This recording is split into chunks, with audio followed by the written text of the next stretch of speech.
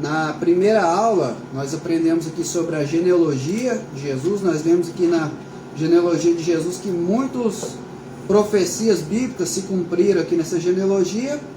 E hoje nós vamos falar apenas um versículo, Mateus 1,18. Alguns irmãos estão de pé em reverência à palavra, os outros também possam levantar, só para a gente ler esse versículo. Depois você pode se sentar aí. Hoje nós vamos falar só do versículo 18, depois vamos tirar um momentinho aqui para a gente orar e agradecer a Deus juntos, amém? Versículo 18.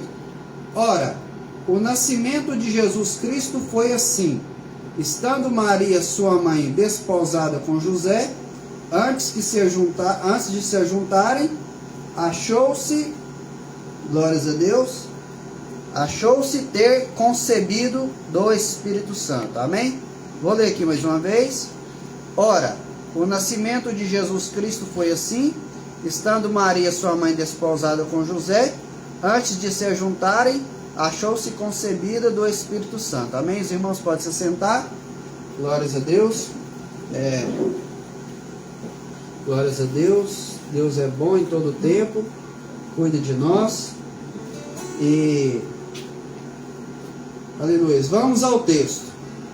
Meus irmãos, o nascimento de Jesus, de tudo que já aconteceu nesse mundo até hoje, foi um dos fatos mais importantes, se não o fato mais importante.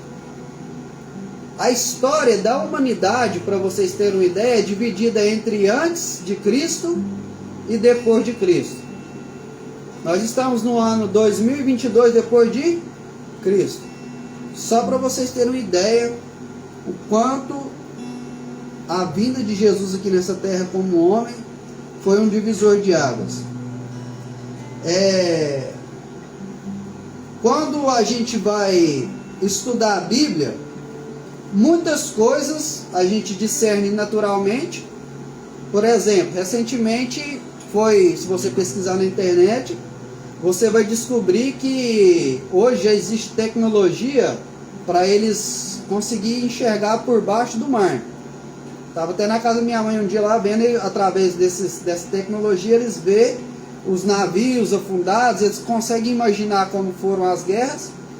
E recentemente eles descobriram que ali no lugar onde a travessia do Mar Vermelho era o mais próximo, onde possivelmente, ou com certeza, o povo de Israel estava ali, acuado com o exército de Faraó. Eles descobriram que num lugar certinho, assim como lá se eu não me engano, na Bahia, tem um lugar lá chamado o Caminho de Moisés, que abre assim um caminho que vai no mar. Você lembra, Teo, quando a gente foi lá? Ali, nesse lugar ali no fundo do Mar Vermelho, tem uma passagem certinha, e eles descobriram ali explorando aquele lugar, e descobriram até mesmo uma roda da carruagem de Faraó, e eles sabem que é da carruagem de Faraó porque era de ouro. Então muitas coisas da Bíblia você consegue discernir naturalmente. A ciência comprova, a ciência ela também mostra as evidências, mas algumas coisas na Bíblia a gente só discerne ou só entende espiritualmente.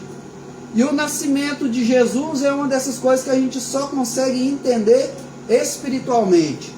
O Verbo encarnado, o Deus que criou tudo que nós vemos, toda essa natureza e todo esse universo, nascendo através da vida de Maria, uma santa mulher de Deus. Como diz a palavra, uma bem-aventurada, uma mulher abençoada que foi ali preparada para essa missão. Então, quando a gente começa a parar para pensar sobre essas coisas, nós só conseguimos discernir espiritualmente.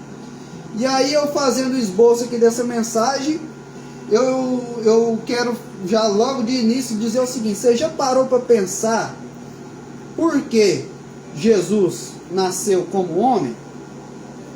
Você já parou para pensar sobre isso?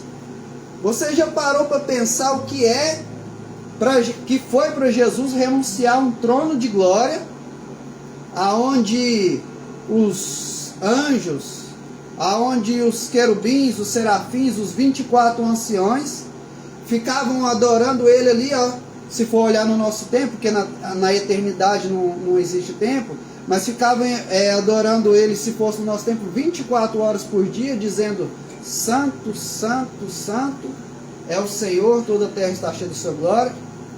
Você imagina um Deus que largou o céu, aquela, tudo ali perfeito, para vir nessa terra como um homem, para sofrer, para ser humilhado, para ser rejeitado, para ser morto de uma forma tão cruel como foi a morte de Jesus ali naquela cruz. Quando a gente para pensar por que isso aconteceu, porque Jesus largou isso tudo, a gente tem que examinar a Escritura, porque existe uma regra de ouro na Bíblia, que a Bíblia interpreta a própria Bíblia. E aí, quando a gente vai folhear a palavra de Deus, a gente vai começar a entender. Logo aqui, no nascimento de Jesus, nós já temos muitas coisas interessantes. A primeira delas é: Jesus, como homem, ele teve mãe, mas não teve pai. Porque nós lemos aqui que o Espírito Santo mesmo fez gerar Jesus no ventre de Maria. Então, como homem, Jesus teve mãe, que era Maria, mas não teve pai. E como Deus, ele teve pai, que é o Deus Altíssimo, porque assim como nós somos 3 em 1, Deus também é 3 em 1. Nós temos corpo, nós temos alma e nós temos espírito. Assim como o tempo é 3 em 1, tempo passado, presente e o futuro, assim Deus também é 3 em 1, é Deus Pai, Deus Filho e Deus Espírito Santo. Então, como Deus, Jesus tem pai, mas não tem mãe. E isso é muito interessante. E aí nós vamos falar aqui sobre isso hoje. E quem esteve aqui nas aulas anteriores vai se lembrar que eu disse que vai se lembrar que eu disse o seguinte, quando eu falei sobre a responsabilidade do livre-arbítrio. Quem estava aqui quando eu falei sobre a responsabilidade do livre-arbítrio? Eu estava falando aqui para eles, o seguinte, que a liberdade de escolha que Deus nos deu é uma grande responsabilidade. É uma grande responsabilidade. E eu falei que o diabo, ele não foi criado, o diabo, do jeito que ele é hoje, mau, enganador, trapaceiro. Ele não foi criado desse jeito. Ele foi criado um querubim ungido, está na palavra de Deus, lá em Ezequiel, perfeito em obras. Porém, Deus sempre fez seres livres. E o que ele fez, Johnny? O diabo, ele usou a sua liberdade para querer pecar contra Deus, para querer ser igual a Deus. Ele intentou no seu coração dizendo que ele falou assim: eu subirei até o trono de Deus, me assentarei no trono como Deus e serei como Deus. Ele quis ser igual a Deus. E quando ele fez isso, Deus o precipitou dos céus. E aí, porque houve iniquidade nele e na terça parte dos anjos, hoje são os demônios. Da mesma forma aconteceu com Adão. Adão e Eva foram criados perfeitos. O plano de Deus não era para ter doença, o plano de Deus não era para ter morte, não era para ter dor, era para viver todo mundo em paz. Mas o que eles fizeram? Eles usaram a sua liberdade de escolha, eles usaram a sua liberdade de escolher para pecar contra Deus, e a proposta é a mesma: querer ser igual a Deus. A serpente diz para Eva: se você comer desse fruto, você vai ser igual a Deus. E aí o que eles fizeram? Pecaram contra Deus. E por causa do pecado deles, entrou aqui no mundo toda sorte de mazelas, de doenças. Tudo isso de ruim que acontece no mundo aconteceu só por quê? Porque o pecado entrou. Existe uma frase aí circulando na internet, ela é muito verdadeira. Diz o seguinte: Deus é tão bom que deixa eu semear o que eu quiser. Que tem maracujá, mamão, mandioca, ali no fundo tem limão. Deus é tão bom que deixa eu semear o que eu quiser, tanto no natural quanto no espiritual. Mas Deus é tão justo que eu só vou colher o que eu semeei. Não adianta eu querer chegar no pé de maracujá aqui e querer colher laranja. Porque ele deixa eu semear o que eu quiser, mas eu também vou colher o que eu semeei. E isso é o preço do livre-arbítrio, da liberdade de escolha. Tanto o diabo como Adão escolheram ser igual a Deus. Querer ser dono do seu nariz, querer fazer o que eles desejavam, querer ser soberano igual a Deus, querer ter a glória que Deus tinha. E como tudo na vida tem um preço, o preço deles escolher mal, a humanidade até hoje paga sobre ele. E é tão interessante, irmãos, que essa questão de tudo na vida tem um preço. Para você andar de bicicleta, tem um preço. Tem um preço para você andar de bicicleta.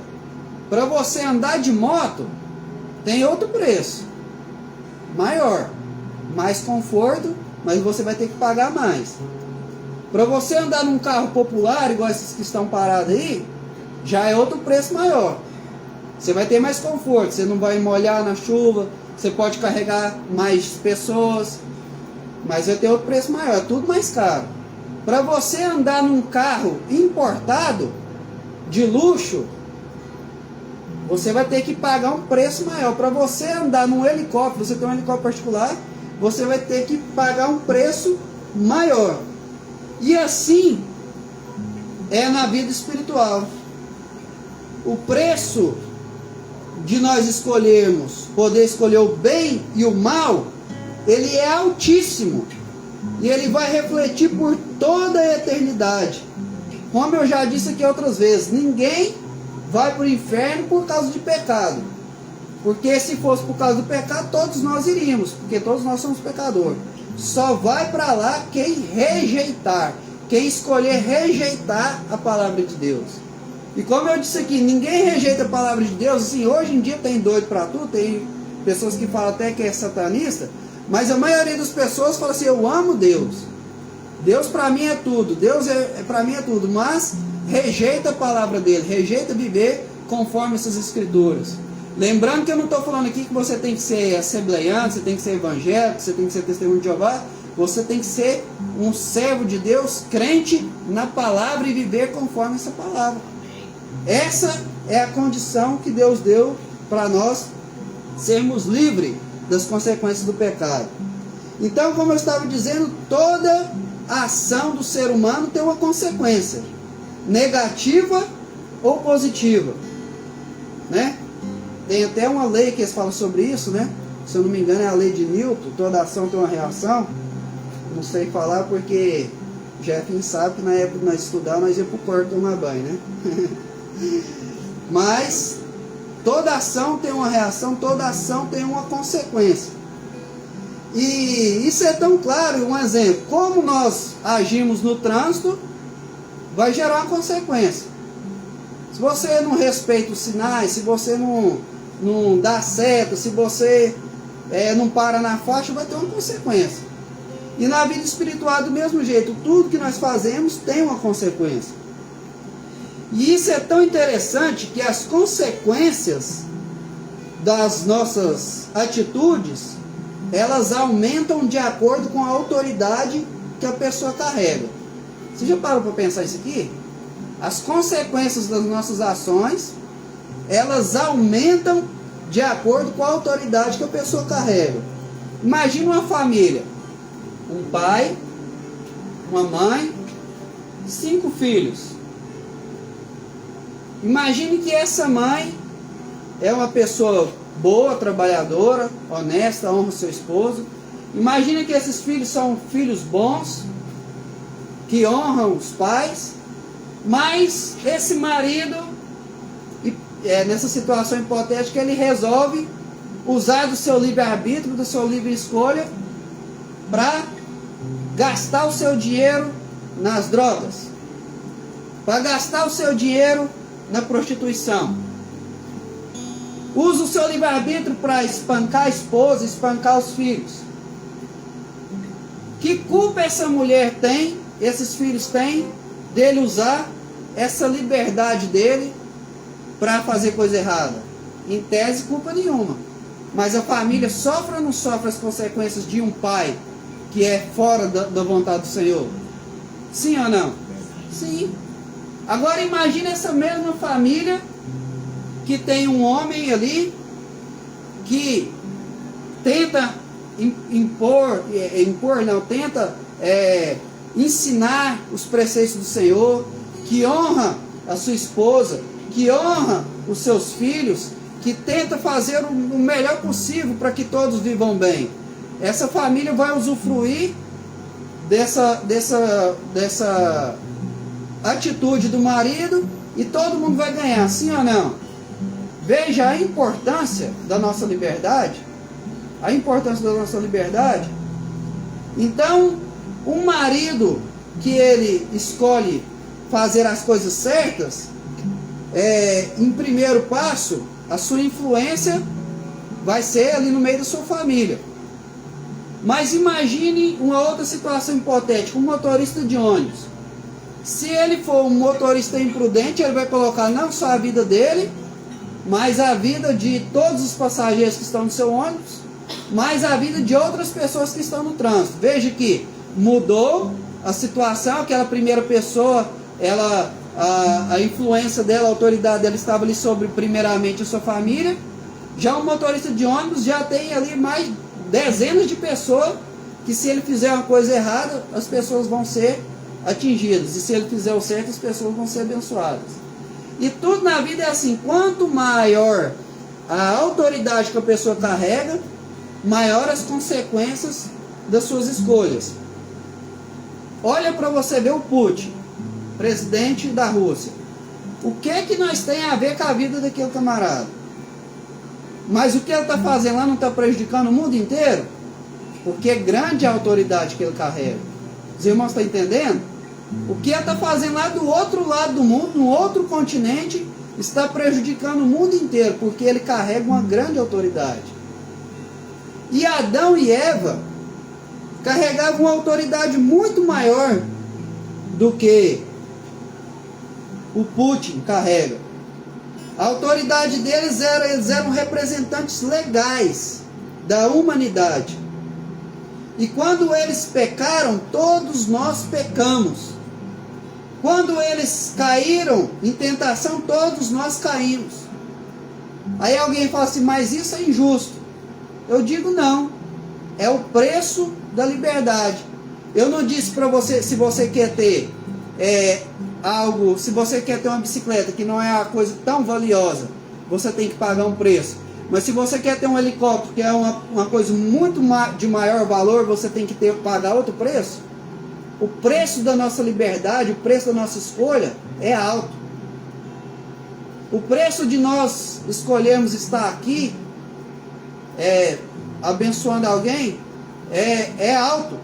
Então, quando Adão e Eva pecaram, todos nós pecamos. E isso quando você vai olhar sobre isso, imaginar, você vai perceber o seguinte: que agora Adão e Eva escolheram pecar, e toda a humanidade que estava em Adão, que somos todos nós, pecamos. E só basta uma criança começar a ter idade, que ela já começa a demonstrar o seu DNA de pecadora. Precisa ensinar uma criança da birra? Precisa, irmão? Não precisa. Já vem no DNA de Adão.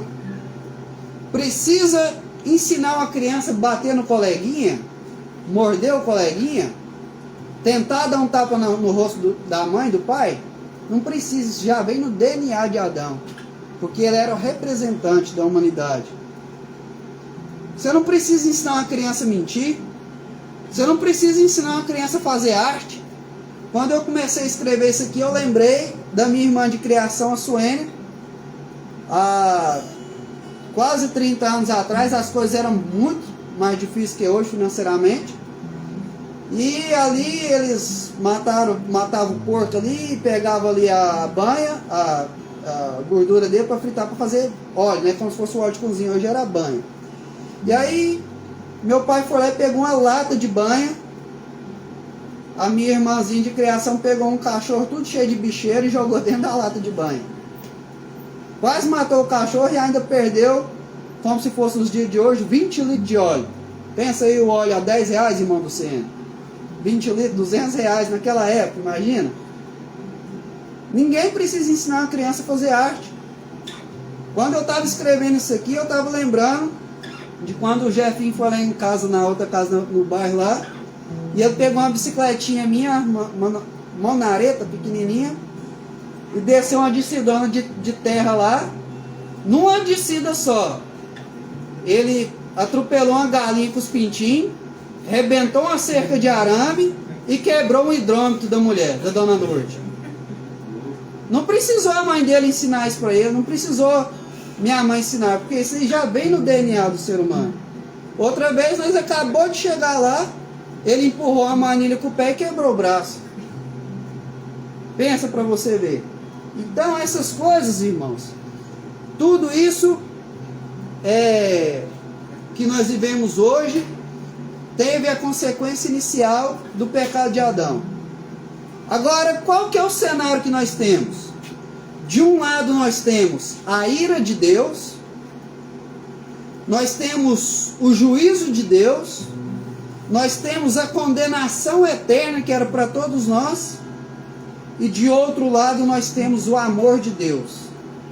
E como que Deus resolveu isso? Está escrito lá de fora no meu salão, e está escrito na sua Bíblia em João 3,16. Deus, sendo justo, ele deveria derramar da sua ira sobre o homem. Ele deveria derramar do seu juízo, da sua condenação. Mas por causa do seu muito amor, como está escrito em João 3,16, que diz que Deus amou o mundo de tal maneira que deu seu Filho unigênito, para todo aquele que nele crê, não pereça, mas tenha vida eterna. E aí, por isso que Jesus teve que nascer. Você lembra as perguntas lá do começo? Por que Jesus teve que nascer como homem? Para pagar uma conta que eu e você nunca poderia pagar. Isaías 53 diz o seguinte, que ele levou sobre si as nossas iniquidades, ou seja, os nossos pecados. Isaías 53 vai dizer que ele foi moído por nós. Isaías 53 vai dizer que o castigo que nos traz a paz estava sobre ele, e pelas suas pisaduras nós fomos sarados. Você crê nisso? Amém? Amém. Você crê nisso?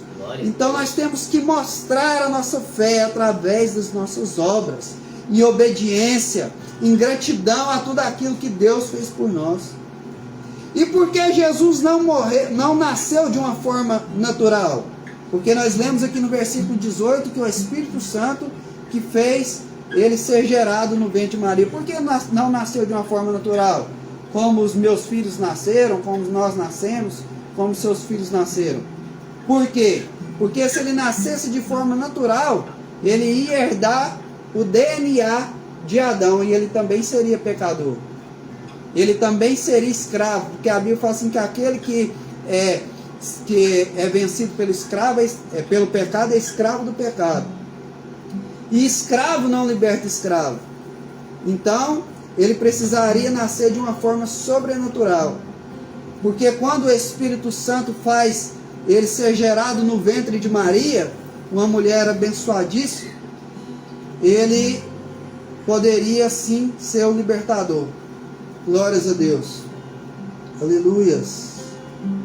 Santo é o nome do Senhor.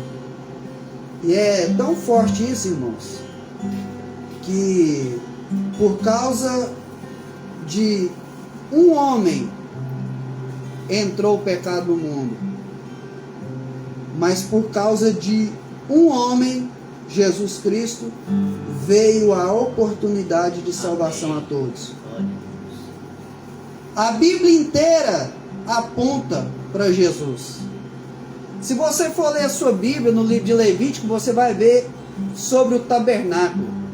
O tabernáculo, cada detalhe, cada mínimo detalhe aponta para Cristo. Quando você vai ler a sua Bíblia, você vai ler sobre a Arca da Aliança. A Arca da Aliança, cada mínimo detalhe da Arca da Aliança apontava para Cristo. Quando você vai ler a Bíblia, você vai ver sobre a Páscoa dos judeus, não essa Páscoa nossa. Cada mínimo detalhe da Páscoa aponta para Cristo. Eu lendo sobre a Páscoa dos judeus, e um detalhe que me chamou muita atenção, tia Lazinha, quando ele vai falar que cada família tinha que pegar para si um cordeiro, sem defeito, para sacrificar e comer o cordeiro, na Páscoa dos judeus, que apontava para Cristo. E aí o texto vai dizer o seguinte: se a família for pequena demais para o cordeiro, você chama outra família. Aí a gente vai imaginar o contexto daquela época. Se na época dos nossos avós já tinha pessoa que tinha 15 filhos, na época daquele povo judeu lá que era pior do que coelho, tinha 20, 25 filhos. Agora imagina lá, Carlinhos, uma família com 25 filhos, 2 meninos meus aqui que moram aqui dentro de casa, um pacote de bolacha Mabel, se deixar, rapidinho acaba. Não vai 2 dias. Agora imagina uma família aí de 27 pessoas, irmão Silvano. Será que não dava conta de comer um cordeiro, não? Aí interessante que eu falo o seguinte: se a família for pouca, você vai lá e chama outra família. Mas a Bíblia nunca vai falar assim, se o cordeiro for pouco. Por quê? Porque o cordeiro aponta para Jesus. E sabe o que isso significa espiritualmente? Por mais pecador que um homem seja, o sacrifício de Jesus nunca vai ser pouco para pagar os pecados dele. Por mais mal, por mais ruim que a pessoa seja, o sacrifício de Jesus nunca vai ser pouco para saciar a justiça de Deus sobre a vida daquela pessoa. O paraíso foi estreado com um dos ladrões que estava ali na cruz. Tudo na Bíblia apontava para Cristo no Antigo Testamento. Tudo. Quando você vai ler ali a passagem daqueles pessoal ali do Egito para a Terra Prometida, quando Moisés tocava na rocha e saía água, aquela rocha apontava para Cristo. Porque nós estamos alicerçados sobre a rocha que é Cristo. Quando aquela água saía ali, aquela água simboliza Cristo, porque Ele é a fonte de água viva. Quando aquele maná, aquele pão que descia do céu, descia ali para alimentar aquele povo, aquele maná apontava para Cristo. Quando aquele cordeiro ali foi sacrificado, ali para de alguma forma aplacar a ira de Deus, aquele cordeiro apontava para Cristo. Quando aquela serpente de bronze foi levantada no deserto para aqueles que eram picados de cobra não sofressem consequências, aquela serpente apontava para Cristo. Quando aqueles 3 jovens foram jogados na fornalha, 7 vezes mais aquecidas, e eles não foram queimados, porque havia um 4º homem ali naquela fornalha, aquele 4º homem apontava para Cristo. Amém. Aleluias! Quando você vai olhar sobre o sacerdócio levítico, que tinha um sumo sacerdote, que era aquele que levava os pecados dos homens até Deus e intercedia pelos homens, esse sumo sacerdote apontava para Cristo, porque ele está à destra do Pai, do seu lado direito, intercedendo por mim, intercedendo por você, intercedendo por cada um dos pecadores aqui do mundo. Aleluias! Tudo na Bíblia, irmãos, no Antigo Testamento apontava para esse dia que isso aqui aconteceu. O dia que o Espírito Santo fez gerar no ventre de Maria Jesus Cristo. Tudo apontava para esse dia. Porque Jesus é o único e suficiente Salvador. Primeiro lugar, porque Jesus é o nosso único e suficiente Salvador. Porque Ele é o único que nasceu sem pecado, como eu falei. Pedro nasceu com pecado. Maria, mãe de Jesus, nasceu com pecado. Buda nasceu com pecado. O único que nasceu santo e continuou santo a vida inteira foi Jesus. Porque Jesus é o nosso único e suficiente Salvador. Segundo lugar, porque Ele é o único que morreu, ressuscitou e continua vivo. Aleluias! Glória a Deus! Glórias a Deus! O único que morreu, ressuscitou e continua vivo. Lázaro morreu, foi ressuscitado, mas morreu de novo. O filho da viúva de Naim morreu, foi ressuscitado por Jesus, mas morreu de novo. Ele é o único que morreu e foi ressuscitado e continua vivo. Aleluias. Porque Jesus é o nosso único e suficiente Salvador. Porque Ele é o único, onipresente. Onipresente é o único. Jesus está aqui, na rua 4 do San Remo. Jesus está lá na casa da minha avó, com minha avó e meu filho. Jesus está lá em Uberlândia, na casa do meu tio Roberto, da minha tia Marlene. Jesus está lá em meio a toda aquela guerra na Ucrânia. Jesus está no Japão.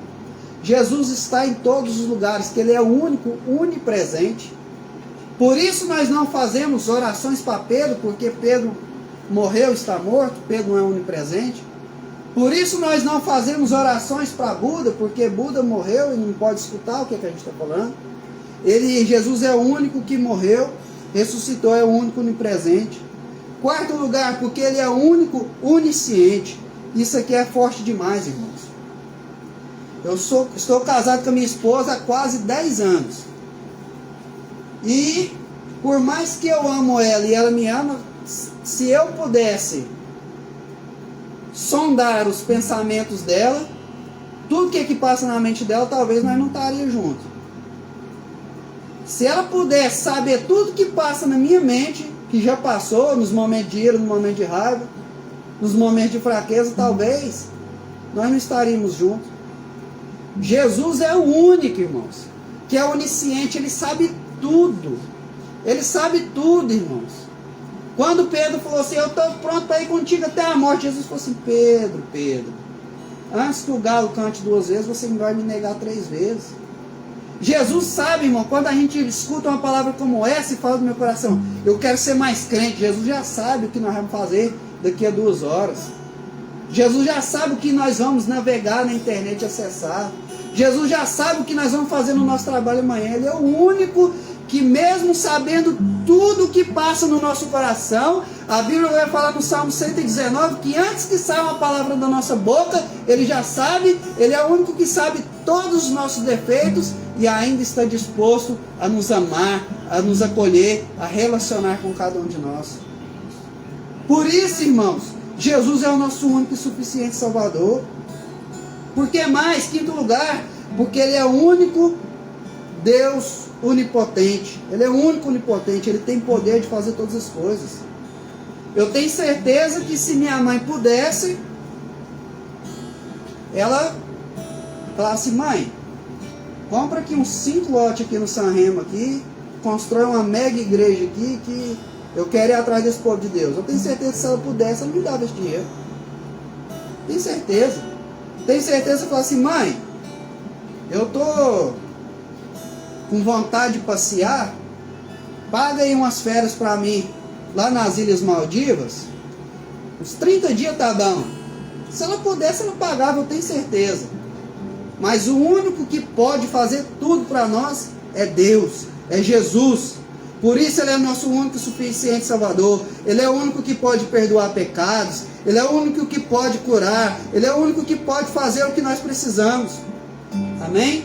Amém. Quero convidar o Van para vir aqui, para a gente adorar a Deus. Glórias a Deus. E eu quero encerrar essa palavra dizendo o seguinte. Gênesis começa, que é o primeiro livro da Bíblia, do Antigo Testamento.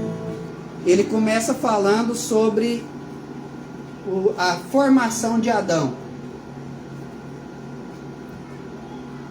Mateus, que nós estamos lendo, que é o primeiro livro do Novo Testamento, ele vai falar sobre o nascimento de Jesus.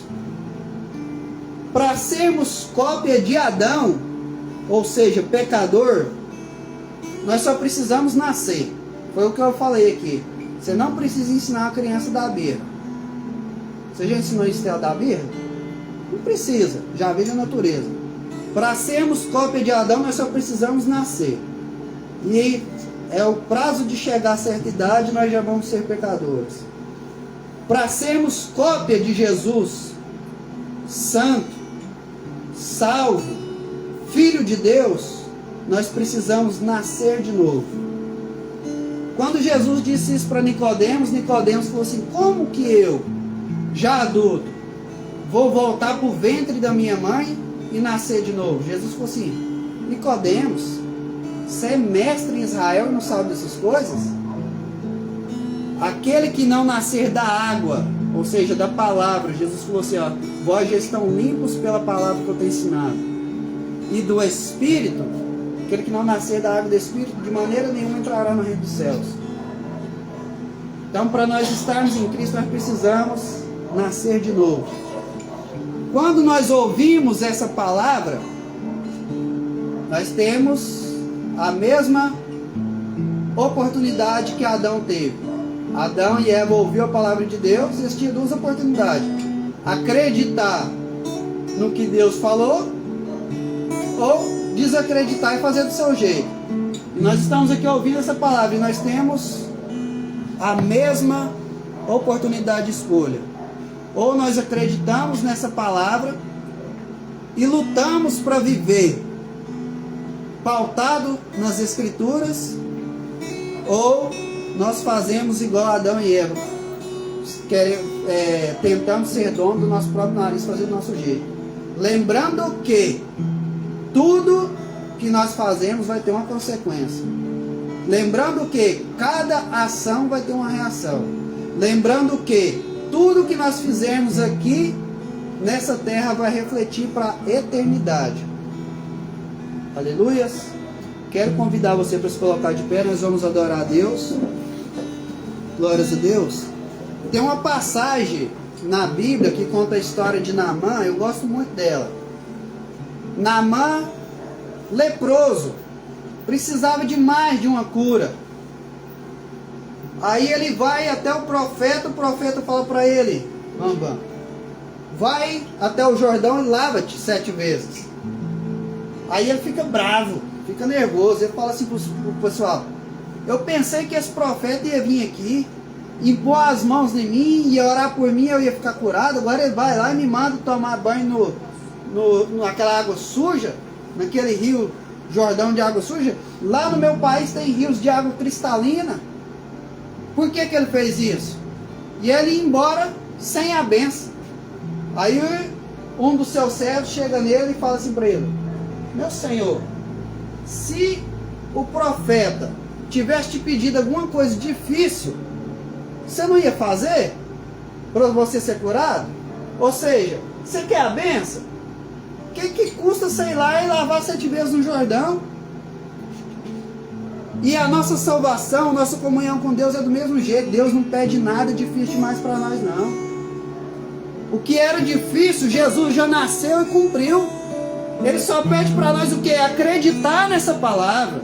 E quando a gente for tomar as nossas decisões, nós vamos fazer: Senhor, o que eu tenho que fazer para ser um bom pai? Está escrito aqui. O que eu tenho que fazer para ser um bom marido? Está escrito aqui. O que eu tenho que fazer para ser um bom filho? Está escrito aqui. Como que o Senhor gosta que eu te adore? Está escrito aqui. Como que o Senhor gosta que eu ore? Está escrito aqui. Como o Senhor quer que eu me relacione com o próximo? Está escrito aqui. É só isso que Deus pede. Acredita nessa palavra. Acredita nessa palavra. E viva de acordo com o que essa palavra ensina. Não pede nada difícil. Não sei porque às vezes a gente faz tanta dificuldade por uma coisa tão simples que é essa. Acreditar nessa palavra e procurar viver. Nós vamos viver sempre certinho do jeito que está aqui? Não, somos falhos. Por isso Jesus veio e cumpriu a lei. Por quê? Porque quando nós errarmos, nós podemos clamar a Deus e pedir a Deus a misericórdia dele. Enquanto nosso amigo Vandão vai estar adorando aqui, nós vamos fazer uma oração.